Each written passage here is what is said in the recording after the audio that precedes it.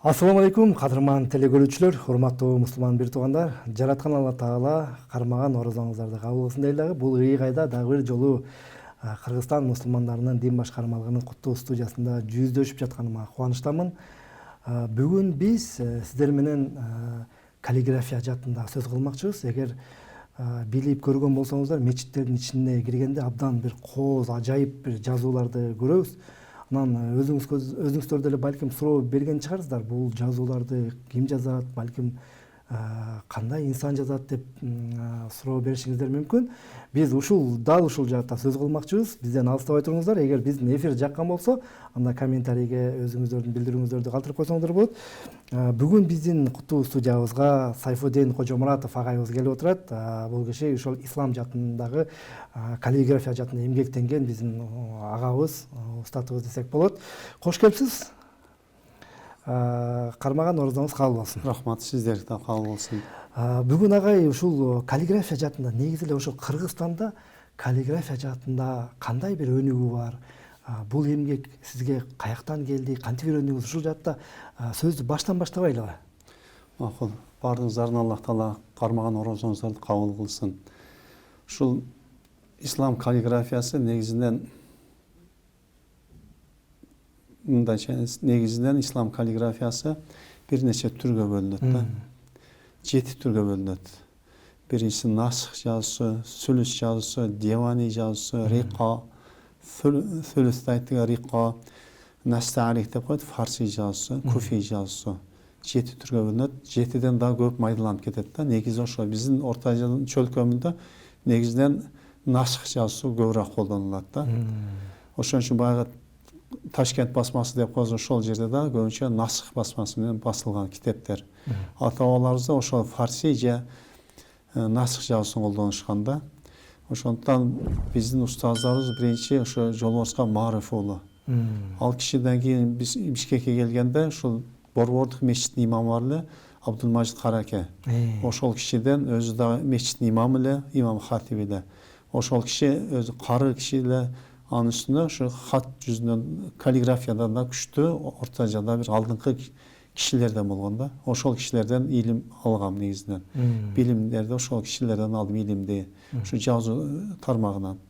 Азыр эми биздин Кыргызстанда жазуу тармагы ушул каллиграфия боюнча бир аз азыраак, мындайча айтканда, хаттаттар азыраак, каллиграфтар азыраак, саналуу гана десек болот да.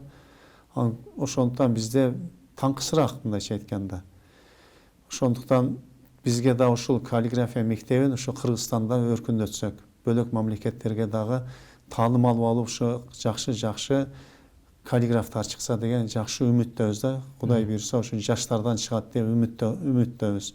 Онусунда көп ушул жазууну, каллиграфияны ушу медреселерге киргизсек дагы жакшы болот да. Ушу окуу предмети катары. Биз жаңы окуганда ислам институтунда ошол учурда биринчиден ошо биздин азыркы муфтийибиздин, Хазирет муфтийибиздин кеңешчиси Дүйшөнбек Ажике да ошол каллиграфияда ошол киши да сабак берчү эле. Ошол кишилерден да билим алдык. Ошол негизинен бар эле. Анан азыркы учурларда билбейм. Себеп каллиграф устаздан азырагына мүмкүн ошол предмет болбой калышы да мүмкүн да. Ошон үчүн ушул нерсени да предмет катары окуу жайларга киргизсе жакшы болот эле дейм да. Ошо ислам окуу жайларына. Ушуну өркүндөтсөк жакшы болот эле. Ошол менин оюм да, жекече оюм. Негизинен мына бүгүн өзүңүздүн кол жазмаларыңыз менен, эмгектериңиз менен биздин студиябызга келген экенсиз да. Ушул эмгекти сиз канча жашыңыздан баштадыңыз? Негизинен 18-19 жашымда баштагам да. Башта ошо Абдулмажид Каракелерден ошол жашта эле, ошол мезгилде. Алгачкы эмгегиңиз эсиңиздеби? Эмнеден баштагансыз? Биринчи алгачкы жазганым ушул баягы хадис, Алла пайгамбарыбыз саллаллаху алейхи ва саллям хадиси. Бардык мусулмандарга жана талабул илми фаризатан аля кулли муслим ва муслима. Ушуну биринчи эсимде жазгам, перо менен жазгам да. Ошол да эле сакталып турат. Ошол боюнча ошол 91-жылдар болуш керек эле менимчечи. Ошондо жазган, биринчи жазуум ошол болгон, перо менен жазган. Ошону Абдулмажид Каракеден ошол киши үйрөткөн эле. Ошодон баштап перо менен жаза баштадым. Ана бир убактыларда жазылбай калды. Кайтем Кудай буйрса ушул нерсеге аракет кылып дагы баштадык. Ошо көп окуу жайларда дагы баягы чакырып атышат ошол жерлерге араб тили боюнча жумалыктарда ошол жерлерде мастер-класстарды өткөрүп атам. Сараси мечитинде дагы ошо көргөзмө болду, ошол жерде да эмгектеримди койгом да. Ошо менен баштадым кайтып Кудай буйрса. Ушул тармак менен эми жайылтканга аракет кылганга. Негизинен бул эмгекти дагы баягы сиз өзүңүз жогоруда сөзүңүздө баса белгилегендей ушул жаатта илим алган, ушул жаатта окуган адис гана окуй алат турбайбы негизиненчи? Ооба, негизи ошондо. Анан бизде ал адамдар Кыргызстанда саналуу окшойт. Бизде саналуу эле.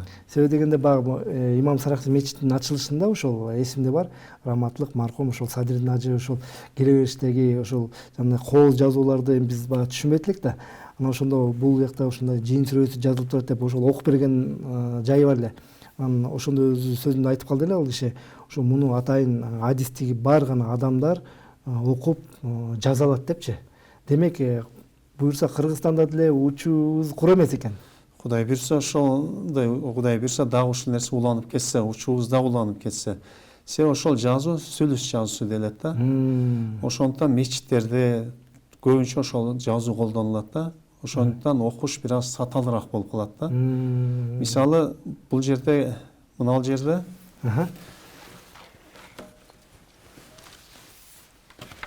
Девани жазуусунан алифтин ичине киргизилген. Бул Девани жазуусуна киргизилген. Девани жазуусу менен жазылган да, Жали деп. Демек алиф деген тамга менен кошо ичине Аятал Курси жазылган. Аятал Курси жазылган. Абдан керемет. Ушул сыяктуу бул кагаздагы жанагыдай кагаз мукахара деп коет да араб тилинде. Ооба. Бул натуралдуу нерселерден жасалган кагаздар да. Атайын жөнөкөй кагазга караганда салыштырмалуу бөлөкчө да мындай немеси бар. Өзүнүн жасашы да өзүнчө бир методикасы бар да. Ошондуктан ушул нерсе жазган жакшыраак. Себеби кылым бою сактала турган нерсе да. Жөнөкөй кагазга караганда бунун немеси баягындай сапаты мыкты сапаты. Анан боектор дагы жанагындай органик деп коебуз го, таза боектордон да. Жөнөкөй боек эмес. Атайын колго жасалган боектор. Натуралдык боектор. Бул кайсы жылы жаздыңыз? Буну мына жакын арада ошо орозо иши жаздым. Ошо Рамадан айында. Жаңы эмгектериңиз жаңы бардыгы жаңы ошо Рамадан айында ушул эмгектерди кылдым. Керемет. Урматтуу көрүүчүлөр, урматтуу мусулман биртоондар, караңыздарчы. Алиф тамгасынын ичинде Аятал Курси толугу менен агайдын эмгеги экен. Кудай таалам ыраазы болсун. Анан могул эмгектериңизден агай бул жерде Бисмиллахир-рахманир-рахим деп жазылган окшойт. Бул жерде Бисмиллахир-рахманир-рахим. Бул кайсыл жазууга таандык болот? Бул Куфи жазуусуна жазылган. Куфи жазуусунан жазылган. Себеби эки жазуу эмне үчүн колдондум? Себеби ушул жазуулар калып кеткен да.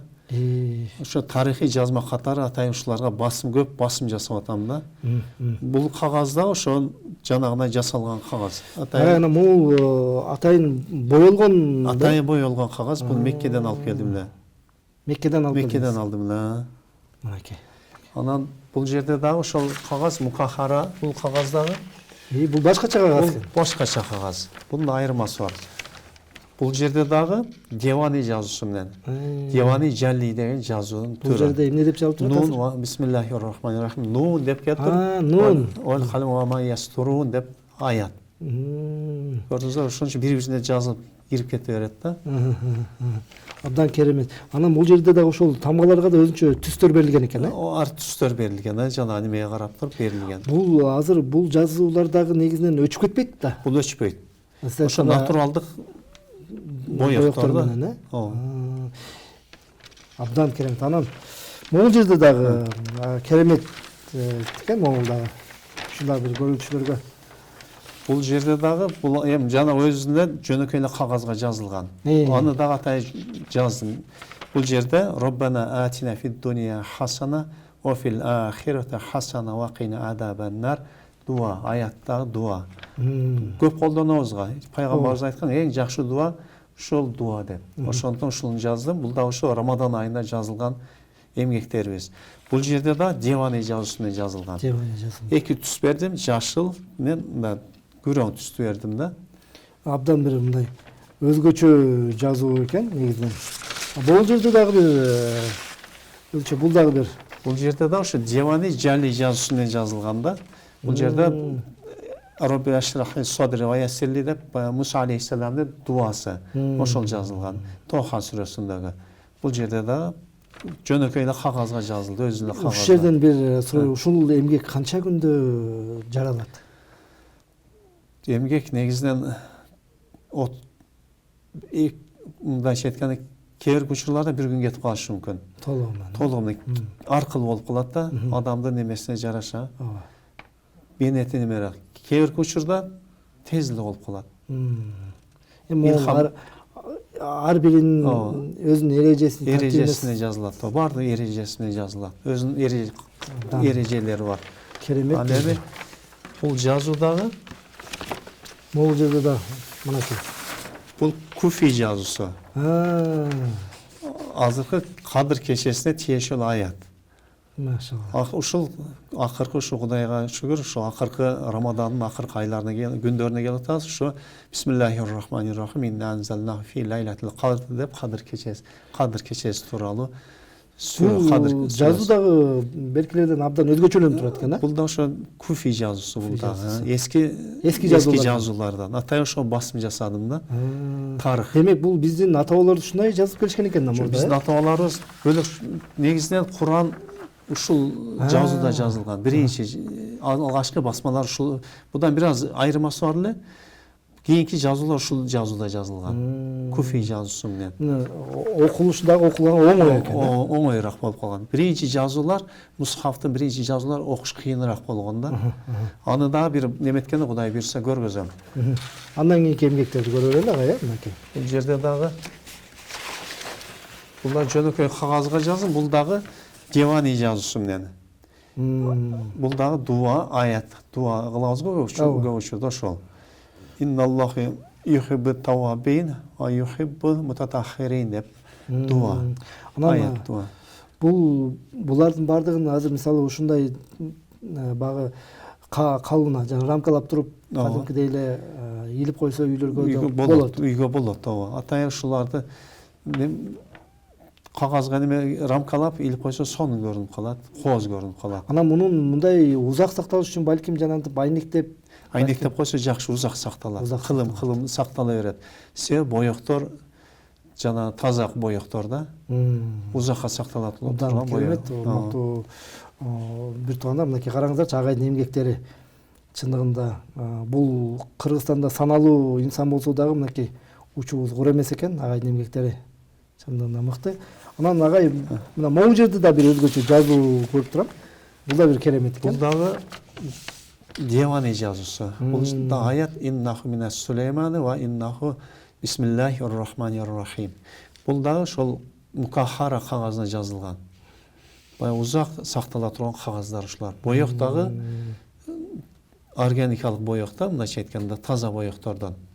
Химиясы жок, таза боек. Ошон үчүн узак сакталат. Абдан керемет. Андан кийин могул жерде дагы мынакей. Бул жерде эки жазуу бар окшойт, Жок, бул эки түр. Эки түр жазуу. Куфи жазуусу менен Девани жазуусу. Бул жерде Кул ауду би раббин нас сүрөсү жазылды. Бул дагы жөнөкөй кагазга жазылган. Туш жанагы натуралдык боектордон да.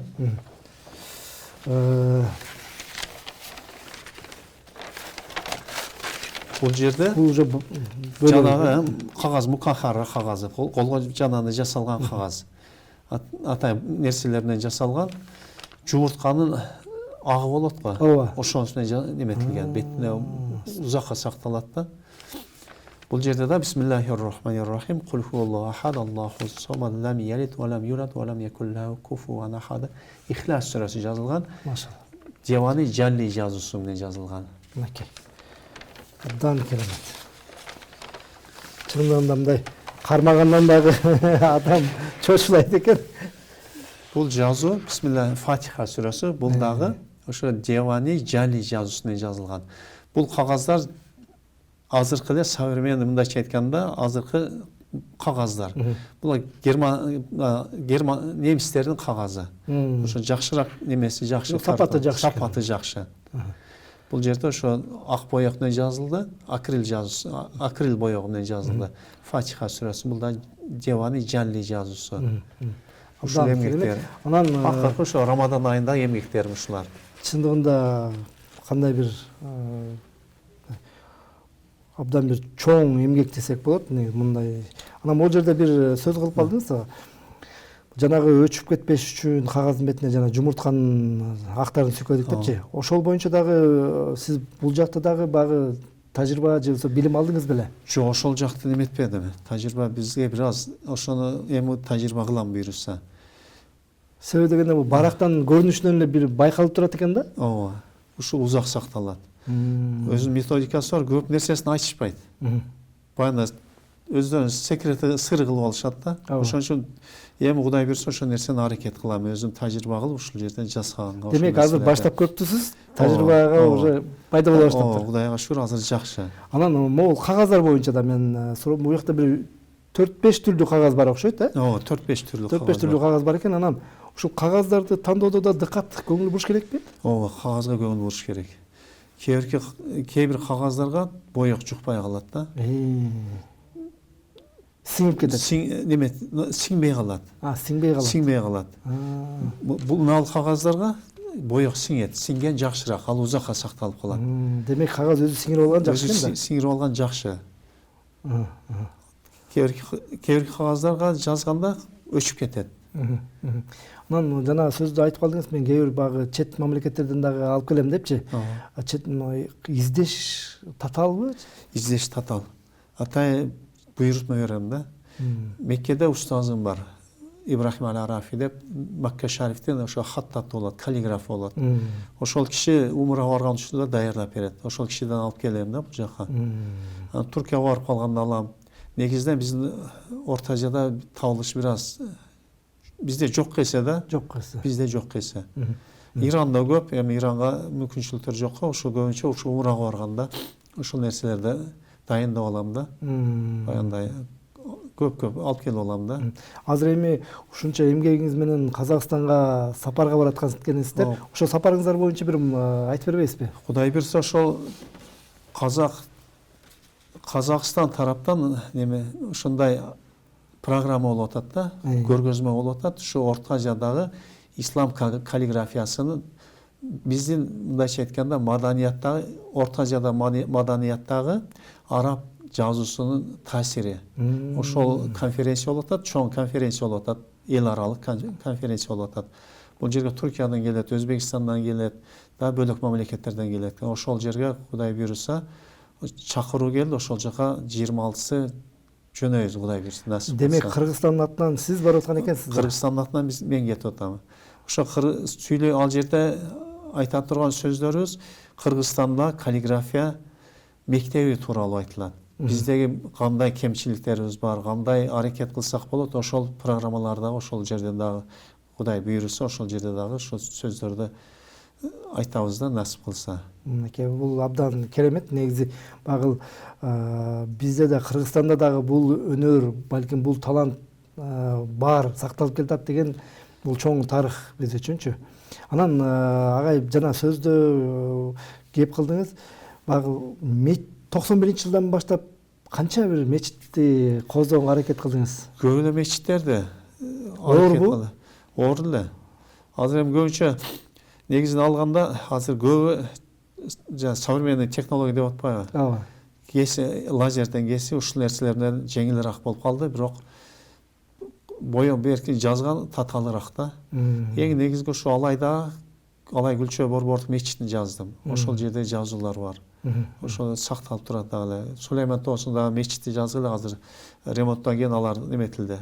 Ошол чоң мечиттерди жаздым. Негизинен багыл бул жерден багыл бир эле өнөр эмес, багы коопсуздук да маселеси бар экен да. Мисалы жанагындай куполдорго жазыш мүмкүн, же болбосо жанагы мечиттин жанагы куполдун четтерине жазыш мүмкүн. Ошондойлорду жазууда бул жака дагы багы эмне деп коет, илхом келген адам, илхом келгенде жазылат да. Ошондой. Баары бийикке чыгыш керек. Кээ бир учурда бир 10 метрден жогоруга чыккан келип калат, чыкканга туура келип калат, баягы куполдун ичине жазганда. Аркылык нерселер болот да, кызыктуу нерселер болуп калат. Анан ушул жерден бир суроо берип кетейин. Бул өнөр талантыңызга Кудай берген бир талант, бул дагы чоң. Бул бала кезден бир шык бар беле сизде? Кызыкчу белеңиз? Балалык кезде кызыккам. Баягындай кээде сүрөт тартып койчулар мектептечи. Ошол боюнча анан окугандан кийин ислам илимин ала баштагандан кийин ал нерсени токтотком да. Ошондон баштап жазууга аракет кыла баштадым. Устазым ошо рахматы болсун, Жолборскан устазыбыз Маруфхан уулу. Ошол устазыбыз айткан, сен дүйнөлүк деңгээлге чыгасың депчи. Ошол мезгилде эле кичинекей мезгилибиздечи. Ошол кишини Кудайга шүгүр ошол нерсени актадык окшойт дейм да. Ошо Кудай таалам кабыл кылсын, абдан керемет. Анан мынакей Казакстанда болуп аткан ушул эмгектериңизди алып барып, ал жерден дагы өзүңүздүн кесиптештериңиз менен таанышып, тажрыйба алмашуу процесси жүрөт экенден буюрса. Кудай буйрса ошол Өзбекстандан Хабибулла Салих деген устазыбыз келет. Ал киши дагы Малайзияга ушу Мусхаф Шарифти жазып берген. Биздин Усман Тоха каллиграф бар ғой, дүйнөлүк. Ошол сыяктуу да ушу устазыбыз Хабибулла Салих да ушу Малайзия мамлекетине Мусхафты жазып берген, кол менен жазып берген. Ошол кишилер келет. Андан кийин Асылбек деген күчтүү каллиграф бар.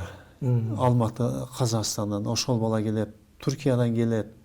Көптөгөн ушундай күчтүү каллиграфтар келет. Кудай буйрса ошолор менен таанышып, ошолор менен баарлашып, пикир алышып, тажрыйба алмашабыз, Кудай буйрса.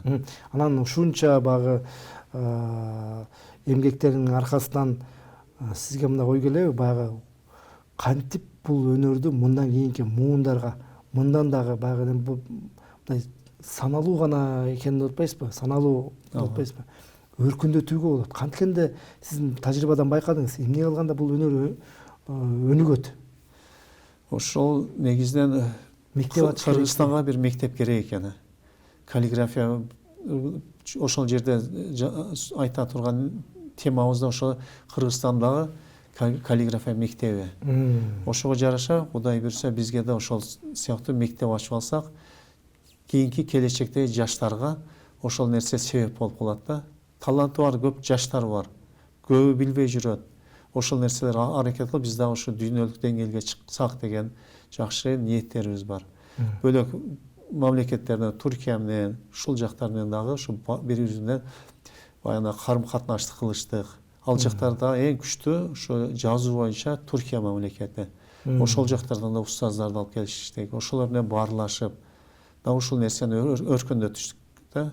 Максатым эми Кудай буйрса ошол бир жакшы мектеп ачыштык. Жакшы ниет кылып ошол мектеп кылып алсак, Кудай буйрса ошол нерсени аракет кыла берсек өсөт деген ниеттебиз да. Кудай таалам тилегиңиз кабыл кылсын. Анан агай Кыргызстанда дагы сизден башка ушундай сиз сыяктуу профессионал каллиграфтар барбы? Бар. Мисалы устаз Төрөбек бар, Арабаев. Немеде БГУда сабак берет. Ошол окуучулар болуп калат. Дагы бөлөк устазалар бар. Негизинен бул эмгек биздин өлкөбүздө канчалык бааланат? Канчалык бага тете? Бизде бир аз ошол жагынан артта калган, бааланыш бир аз анчалык бааланбайт да негизичи. Анчалык. Мисалы Өзбекстан, бөлөк мамлекеттерде же Түркиядагыдай бааланбайт да бизде. Ошол жактан да көпчүлүгү мүмкүн кызганбаса керек деп ойлойм. Неме, кызыкпаса керек деп ойлойм да. Ошон үчүн бизде азыр немерак. Негизинен багы мисалы Имам Саракс мечитине киргенде деле мындай жазууларды көргөндө адам бир мындай бир жүрөктөр коп колжуп ушундай нерсе пайда болот да. Бул адамга берген бир таасир да, бул дагычы. Себеби дегенде жанагындай нерсени бул биринчиден өнөр эмес, бул адамга кандайдыр бир бере турган бир таасири да бар экен да. Ошон үчүн мен ойлойм да, балким бул чөйрөдө дагы кызыгып, бирок маалыматы жок жүргөн биздин жарандар да болушу мүмкүн да. Андайлар көп. Азыр биз баягы мүмкүнчүлүгү чектелген мусулман бир туугандар бар. Имам мечитине да ошо дудук бир туугандарыбыз бар да, ошолорго да сабак берип атабыз. Каллиграфия жаатында.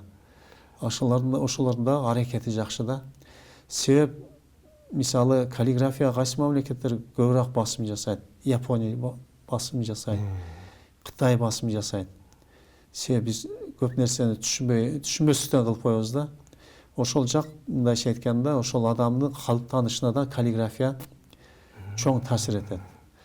Мурунку доорлордо халиф мисалы Осмондордун падышачылык убагында да канча султан болсо ошончо көпчүлүгү ошо хаттат болгон, каллиграф болгон. Султандардын көпчүлүгү.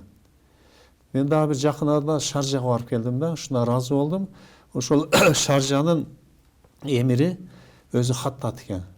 Ошол жерге чоң музей кылыптыр. Музейин көрүп чыктым. Дүйнө жүзүндөгү мусхафтарды, эски мурунку жазылган мусхафтардын баардыгын топтоптур да. Ошол киши кызыккандыктан, эгер кызыкпаса ошол нерселер болбойт эле да.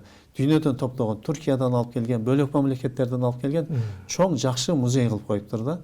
Ошол Эмираттын Шаржанын ошо чоң бир музей экен. Ошон үчүн жанагындай нерсе кызыккан адам ошол экен да. Өзү ошол жаатында мындай дасыккан киши экен да. Ошол мен көрүп ыраазы болдум ошол кишиге. Буга чейин ушул жерде кыстырма суроо берип коеюн. Ушул буга чейин эмгектериңизди бир эл алдына тартуулап алып чыктыңызбы, тааныштырып? Алып чыктым. Саракси мечитинде 2021-жылы ошол жерге чаканыраак Бакыт Ордосу көргөзмө өткөргөн. Ошол жерге алып чыктым. Алгачкы биринчи көргөзмөм ошол жерде болду да. Элдин реакциясы кандай болду? Элдин реакциясы жакшы болду. Кызыккандар болду. Мастер-класс өткөрдүк ошол жерде да. Кызыккандар көп. Бизде ошол нерсе гана бир аз аксатып коюп атат да. Бир мектеп сыяктуу ушул нерсе болсо, Кудай берсе уланып кете турган нерсе экен да. Ошого да адамга мотивация болот экен. Кызыккандар көп экен. Өткөндө немеде Сауд Арабиясынын уюшкан күнүнө, баягы негизделген күнүнө 300 канча жылдыгында да Борбордук тарых музейинде мени чакырышты да. Чакырганда ошондо ал жерде да мастер-класс болду. 2-3 англичанин келди. Англичандар келип, алар да кызыгып, жазууга кызыгып атышат. Атын жазып берди. Пол деген бала экен. Баласы, кичинекей баласынын атын жаздырышты да. Көрдүңүздөрбү кандай кызык. Мындайча айтканда чет мамлекеттик терде кызыгып атат да. Биринчи көрүшүбүз дейт. Анан орустар келди, ошо турист катары келгендер. Аларга да кызык болду. Алар да аттарыбызды жазып бериңиз дейт. Алардын аттарын арабча жазып бердим. Көп мындайча айтканда биздин жаңылык нерсе экен да алар үчүнчү. Биз көңүл бурбайт экенбиз. Негизи бул жаатта багы эми балким мындан ары багы биздин коомчул жарандарыбыз да кызыгышы мүмкүн деп ойлойм. Анткени көбүнчө эле багы социалдык тармактардан карап калабыз го, жанагындай өзгөчө жаштар үйлөрүнө жанагындай жазууларды жаздырып, эми аябай бир кызыгуу пайда болуп атат окшойт да. Менимче сиздерге ушундай буйрутма түшө элекпи үйгө жазуу боюнча? Жок, буйрутма түшөт. Түшүп турат. Көбүнчө буйрутмалар азыркы технология болуп атпайбы? Лазер менен кесип, акрил менен ошол көбүнчө ошондой заказдар болуп калат да. Көпчүлүк учурларда мисалы кол менен жазып берем да.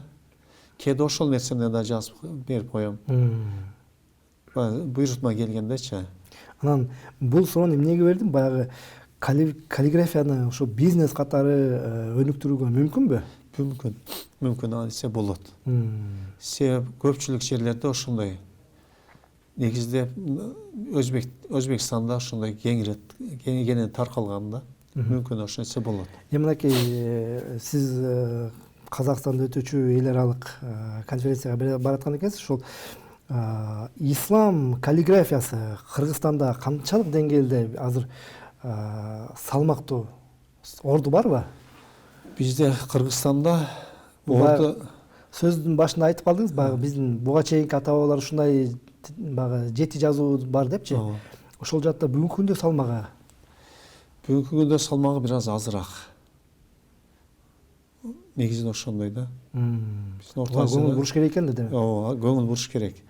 Өзбекстанда жакшы, Казакстанда менен Кыргызстанда, бирок Казакстанда жакшы чыгып атат. Биздин Кыргызстанда бир аз немерак.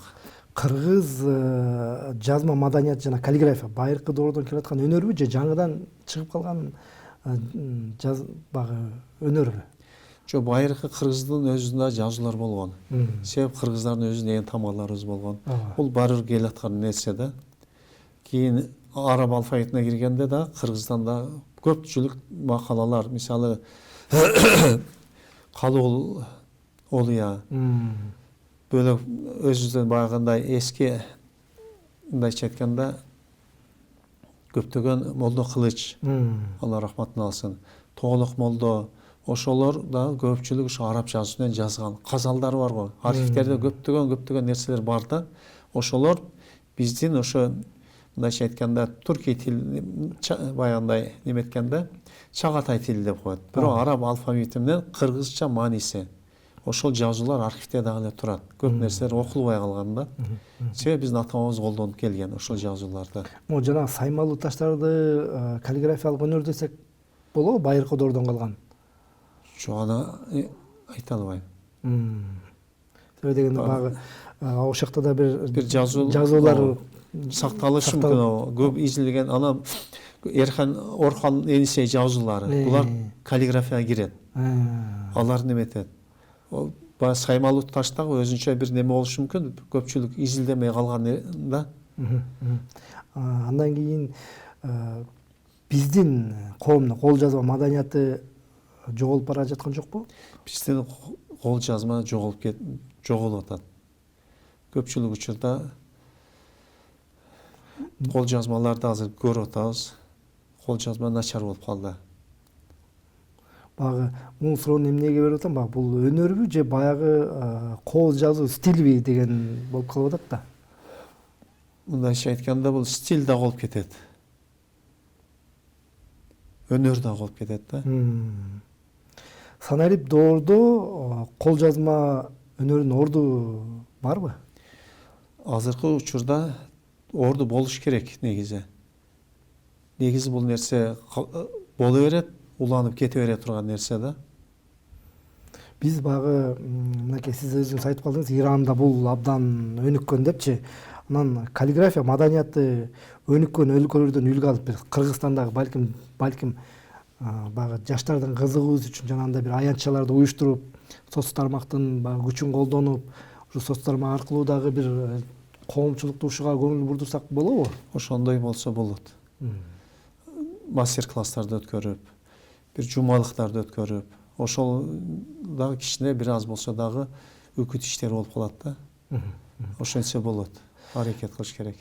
Ушунча убактыңызды, эмгегиңизди көтөрүп келип биздин студияга, өзүңүз Казакстанга бараткан жериңизден убакыт бөлүп келген экенсиз. Терең ыраазычылык билдиребиз. Эмесе эфирдин соңунда эркин микрофон берейин. Рахмат. Аллах Таала баардыгыңыздардын туткан орозоңуздарды кабыл кылсын. Келе жаткан айтыңыздар маарек болсун. Ушу биздин сапарга чыгышыбызга дин башкармалыгындагы чакыруусу менен сапарга чыгып атабыз. Биздин муфтийибиз, азиретти муфтийибиз Абдулазиз Ажихеге да Аллах Таала ыраазы болсун. Ушул иш-чарага уюштуруп, ушул жака жөнөтүп атканына да рахмат, Алла ыраазы болсун. Убактыңызды бөлүп Казакстанга бараткан жериңизден биздин дин башкармалыгына тийип, өзүңүздүн эмгектериңизди алып келгениңиз үчүн терең ыраазычылык билдиребиз. Мынакей Кыргызстан мусулмандарынын дин башкармалыгына келген чакырууга Азирети муфтий Абдулазиз кара сизди ылайык көрүп эл аралык конференцияга жөнөтүп аткан экен. Сапарыңыздар байсалдуу болсун. Кудай таалам кармаган орозоңуздарды кабыл кылсын. Ушундай өзүңүз көксөгөн, өзүңүз жана ниет кылган ушу мектебиңизге жетиңиз агай. Чындыгында абдан чоң эмгек, баа жеткис эмгек дейбиз. Мынакей өзүңүз ар бир нерсени өзүңүздүн балаңыздай көрүп, кагаздан бери маани берип эмгек кылып аткан экенсиз. Мынакей Рамазанда убактыңызды текке кетирбей, караңызчы канча деген бир баалуу эмгек жазган экенсиз. Кудай таалам кабыл кылсын. Рахмат. Урматтуу телегөрүүчүлөр, мынакей биз бүгүн эфирде ушул Сайфуддин агай менен биргеликте ушул ислам каллиграфиясы ушу Кыргызстанда кандай өнүгүп атат, бүгүнкү күндө бизде ушул өнөрдү аркалагандар барбы деген теманын алкагында сөз кылдык. Мен эмне деп айтмакчымын эфирдин соңунда, урматтуу бир туугандар, мынакей агайды караңыздарчы. Рамазан айында убактысын багы текке кетирбестен ушундай эмгек кылган экен. Келиңиздер, ар бирибиз ушул Рамазанда акыркы күндөрүндө турабыз. Ошол убактыбызды текке кетирбей ибадатыбызга көңүл буруп, балким ушундай каллиграфиялык жазууларга кызыккан болсоң, ушул Сайфуддин агайга байланышып, бул кишиге шакирт түшүп, үйрөнсөңүздөр да болот экен. Мынакей Аюз агай айтып атат, бул жакта мектеп түптөш керек. Бул жакта багы өнөрү бар адамдарды мен багы мастер класс өтүп үйрөтүүгө даярмын деп атат. Келиңиздер. Ал эмесе мен сиздер менен коштошом. Бүгүн мен эфирде Максат Атабаев алып бардым. Кийинки эфирлерден көрүшкөнчө жараткан Алла Тааланын амандыгында болуңуздар.